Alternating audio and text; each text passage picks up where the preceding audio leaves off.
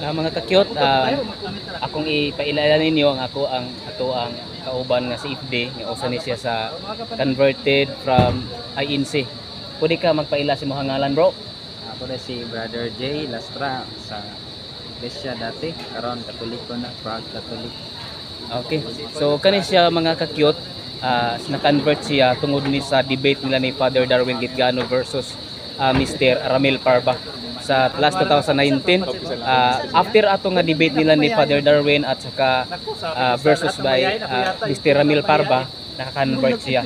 So sa lahat, masasabi ko sa lahat na mga protestante na close-minded, paki-open naman yung mind niyo. Kasi kung i-close niyo ang mind niyo, yun ang delikado. Okay. So thank you so much sa mga sa mga ka-cute or Catholic until the end. This is Brother Jay. So converted na siya for almost 6 years.